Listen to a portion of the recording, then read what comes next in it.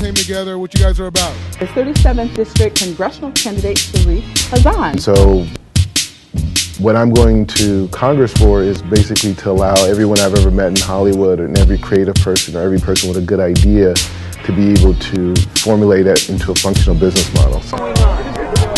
Right now in Africa, specifically in Nigeria, there's 300 teenage girls that were kidnapped by Boko Haram Islamic jihadists. Hamas is the Palestinian division of this terrorist organization that's aimed to destroy Christians and Jews to act out their mission to conquer the world. What do you mean the division of Hamas is not part of Boko Haram, are they? Yeah, it's the same. It's a global jihadist movement that's focused on the destruction and killing of Christians and Jews. Where? All around the world. So that belief that I cannot accomplish my dream is the beginning of why people use drugs. Why? Our job as Americans is to get everyone politically involved so the voice of the people can be heard. That's what it's about. Where technology has removed labor. We don't need physical labor workers anymore. So this whole idea we're going to give new jobs to construction and building and we're going to hire people in the city, that's a fantasy because those jobs are not needed anymore. We have robots, we can outsource it globally, or we have a software that can do it. So the question is,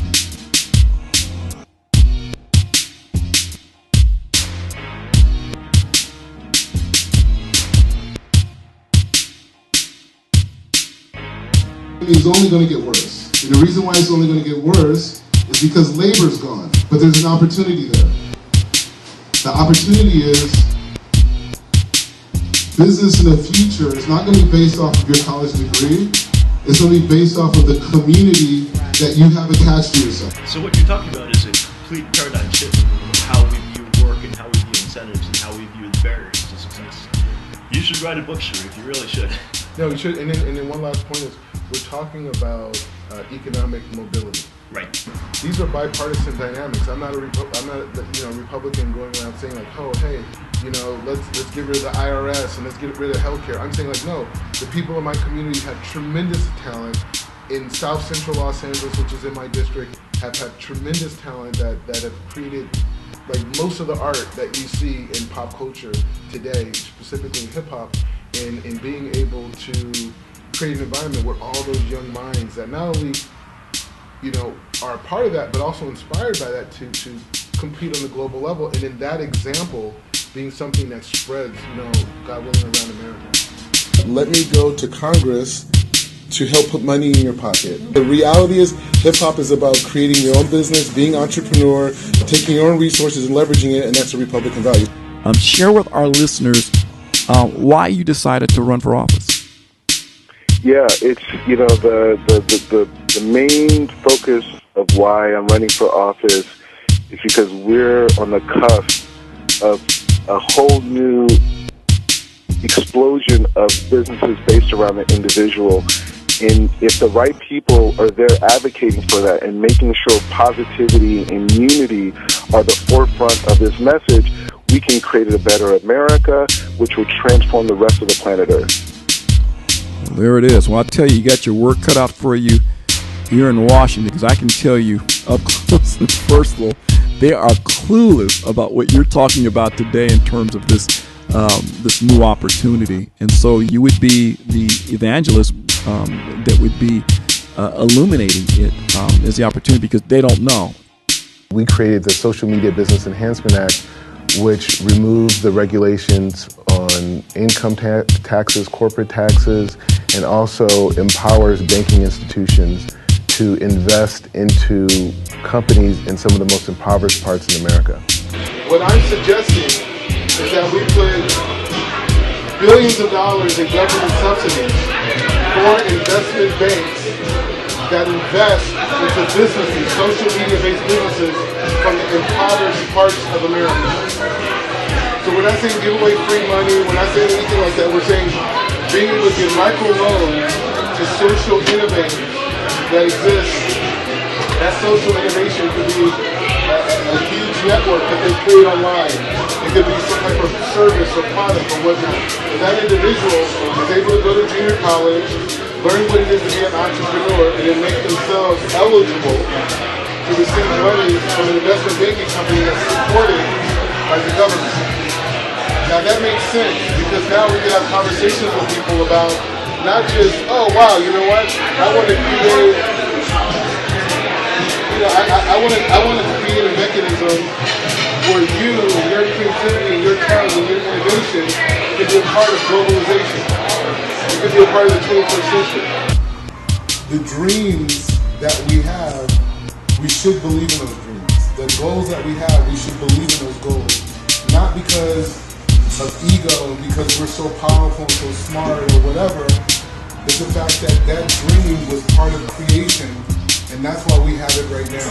The idea that the defenseless can be defended. That's what Israel represents. Israel represents that any minority group on planet Earth has the right to be defended. No, it was an organization that I was a member of. I've been involved in several different organizations that are Jewish people standing in solidarity with Palestinian liberation, and obviously, you know, we are heartbroken, outraged, and moved to act, given that obviously Israel claims to act in the name of in defense of Jews worldwide, and yet it's a horrible twisting and turning on its head of our own history to now. Obviously, the whole history of the state of Israel. Let me ask you this: does anti-Semitism exist today? Does anti-Semitism exist today? Sure, but I don't think anti-Semitism is I think the claims of pro-Israel forces and the state of Israel. I mean globally, like I'm saying, like globally. Yeah. I mean, I don't think anti-Semitism is a major force in the world today. No. What about the Jews that, and I'm just thinking of the Jews that are being beat in France for being Jewish, the Jews that are being beaten in Ukraine for being Jewish? Sure, yeah, there are places in the world where anti-Semitism exists, but we're at a Palestine solidarity rally. So no, and I'm asking right. My family personally perished in the Holocaust, right? So I don't need you to tell me. I don't need you to tell me about the extent of oppression of Jewish people. I know first from my own family's history, right? And I also know that there's absolutely no way that the Holocaust waged against the Jewish people in Europe by Christian Europeans should and can be used to justify violent genocidal war against Palestinian people, right? So any argument that what's the genocide? Have you been watching the news recently? Absolutely. Right. Okay. Absolutely. So if you how many people does it take to make genocide? Okay, genocide in slow motion. If you listen to the news, right, the leading Israeli politicians, including those that currently run the country, the prime minister, other people in the Israeli cabinet, are actively advocating, policies that amount to disposing They're of. dropping leaflets and sending phone calls and text messages before they hit a building. How is that genocide?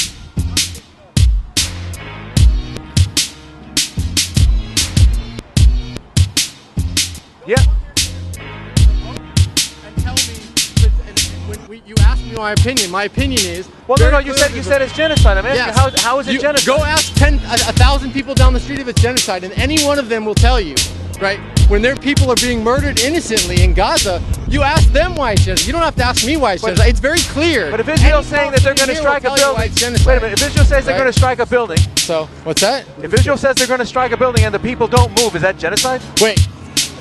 Sir, with all due respect, you need to educate yourself. Gaza is an open-air prison of over 1 million people living in an open-air prison. This is not my opinion, right? It's widely acknowledged throughout the world. Not my opinion. If you want to believe what the Israeli government says, right? It's like, there's plenty of reasons not to believe what the Israeli government says. Ask 1,000 people that are down the street. Ask anyone here Yeah. Right? But who's imprisoning the Palestinian people? The Israelis or Hamas? The Israelis. Okay, you're provoking me. I mean, I'm just being honest. You're provoking me. Let me ask you this: as a survivor, if you want to do the interview, don't provoke me. Hear me out. Hear me out. Makes a good interview. So okay, so let me ask you, as a Holocaust survivor. Sure, I'm not a Holocaust survivor. But I'm saying, but your lineage is Holocaust. Well, my lineage is the people who perished in the Holocaust, not survived it. Okay. So let me ask you this: what is the solution for separate the Israeli military in terms of this political thing? What is the solution for safety for the Jewish people based off what we see in France, Europe, and throughout the Middle East? It's a whole different situation. I'm sorry, but the anti-Semitism in France should be combated within France. Jewish people should be protected witithin France. Who's going to advocate for them? People in France, just like people in the United States, but they advocate against anti-Semitism and racism here. But people, it's like saying, who's going to advocate for black people when black people face racism? Well, black people and any people that are their allies. That's who's going to advocate. Jewish people and any people that are their allies, anywhere they're facing. Who are the allies of the Jewish people? But the conversation is totally off base. If you want to talk about France, go talk about interview French people, interview Jewish people and non-Jewish people in France. It has nothing to do with what Israel's doing to Palestine. No one really actually said pure violence, but it was insinuated that once these people rise up and there's some type of intifada almost, that things would change and things will get better. And that was really disheartening, being an American, that people are actually thinking in such violent terms. And no one wanted to take any responsibility for the human shields of the innocent Palestinian children that are being used by Hamas. Like they disheartened it to the point they're saying they've never even heard of it. No one wanted to accept that the Palestinian children are being taught to hate Jews, to hate Americans, to hate Christians, to hate the West. There was not one thought of the Jewish people and saying like, okay, well this is a way for the Jewish people and the Palestinians to be safe together. That wasn't even a thought. So when you guys first heard my name, it sounded like pretty Middle Eastern, right? Okay. So to add to that randomness, I'm Orthodox Jewish. Okay? So people know, what's big on the Jewish calendar that's coming up soon? Passover. Okay. So what I'm going to do is I'm going to share a little bit about the idea of Passover from the Jewish perspective. I mean, there's many perspectives from my Jewish perspective. And I'm going to coalesce that to us transforming Los Angeles into a zone of happy Republicans. We started what we call the Jewish Outreach Committee. How's that significant? One, I'm Jewish. Two, these people are in our district. These people are my friends, my family members. They're in our district. They share the same exact values. I'm in the same rooms, have the same conversations with other people that the complexions are a little bit lighter. That's it. Hardworking people every day. So the idea is to say, we cannot take the attitude that if you don't get us, you're out. Because Coca-Cola does not take that avenue. The Boys and Girls Club doesn't take that avenue. The Republicans historically have not taken that avenue. You listen to Reagan's speeches, he was not taking that attitude. What are you bringing to the table? What's your innovation? How are you going to engage people? Oh, I got family values. Congratulations. Now how can that kid have family values too? He doesn't have any money in his pocket.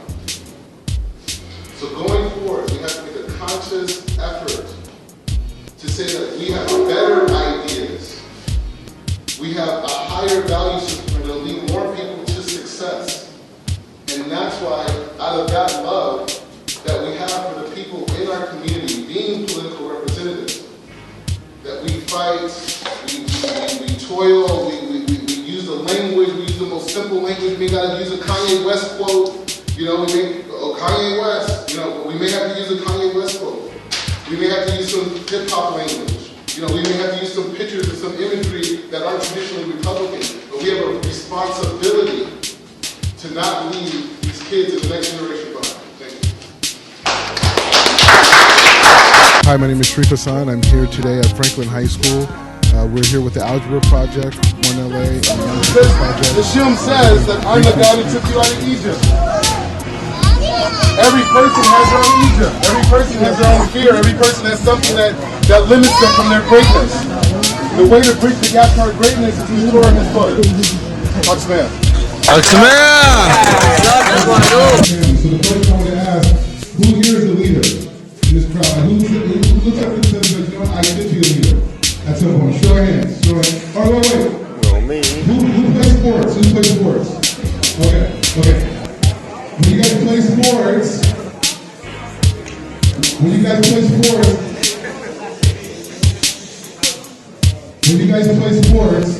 there's a moment when you want to be a superstar, right? There's a moment, there's a LeBron James moment, and it happens, right? Okay. One of the big things in the media and entertainment business is the value of communities. So Wall Street is saying that each member of a social community is worth around $100 a pop, and they're evaluating that based off of a person being a part of a community and interacting with twice a month.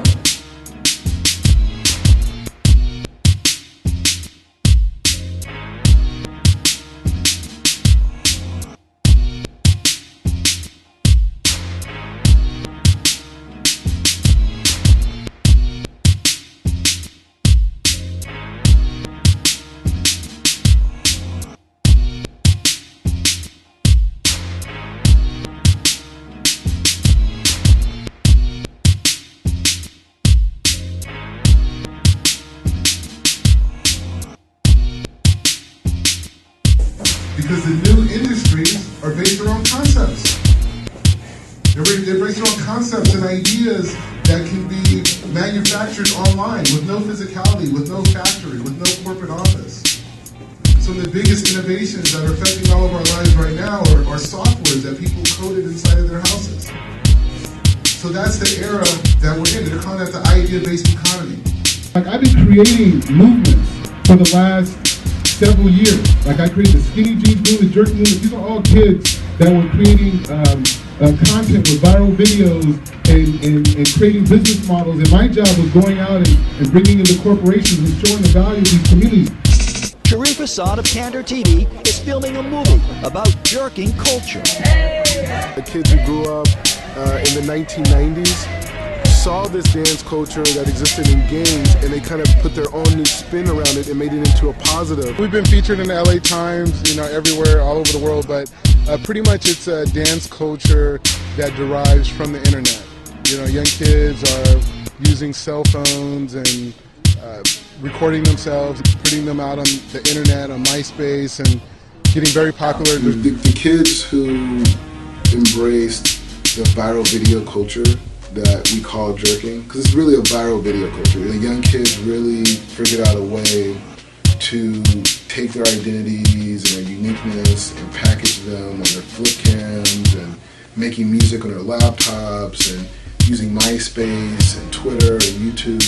The internet now, and specifically the jerking movement, has expanded the context of who the cool kids are. The basis of the jerking movement is young kids collaborating together and taking the identity formed through their collaboration and marketing it online, building a social network around it, and engaging with corporations for economic opportunities.